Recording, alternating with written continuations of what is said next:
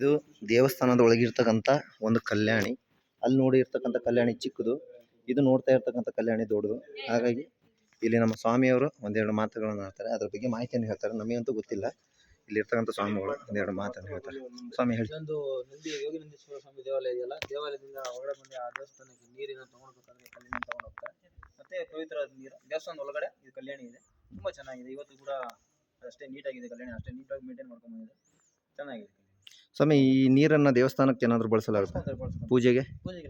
ನೋಡಿ, ಇದು ಕಲ್ಯಾಣಿ ನೀರು. ಇದನ್ನು ದೇವಸ್ಥಾನಕ್ಕೆ ಪೂಜೆಗೆ ಅಂತಾನೆ ಬಳಸಲಾಗುತ್ತೆ. ಇಲ್ಲಿ ಯಾವುದೇ ರೀತಿಯ ಒಂದು ಗಲೀಜನ್ನು ಮಾಡಲಾಗುವುದಿಲ್ಲ.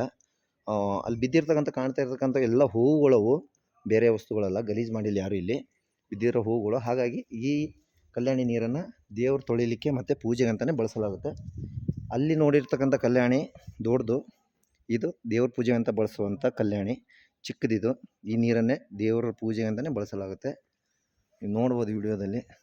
ಅಷ್ಟು ಎತ್ತರದಲ್ಲಿ ಬಂದುಬಿಟ್ಟು ಈ ರೀತಿಯ ಒಂದು ಹಳೆಯ ಕಾಲದಲ್ಲಿ ಒಂದು ಕಲ್ಯಾಣಿಯನ್ನು ಮಾಡಿ ಇಲ್ಲಿ ನೀರು ನಿಲ್ಲುವಂಥ ಒಂದು ವ್ಯವಸ್ಥೆಯನ್ನು ಮಾಡಿದ್ದ ಹಳೆಯ ಕಾಲದ ರಾಜರುಗಳು ಈ ಥರ ಇದೆ ನೋಡಿ. ಸುಮಾರು ಜನ ಬರ್ತಾರೆ ಹೋಗ್ತಾರೆ. ನೋಡ್ಬೋದು ನೀವು ಇಲ್ಲಿ ಜನ ಬಂದಿರೋದು. ಆಲ್ರೆಡಿ ಸುಮಾರು ಜನ ಹೋಗಿದ್ದಾರೆ, ಈಗ ಕೂಡ ಬಂದಿದ್ದಾರೆ. ಸರ್, ಯಾವ ಊರವರು? ನಾವು ಬೆಂಗಳೂರು. ಇಲ್ಲಿಯವ್ರೆ ಹಾಗಾದರೆ?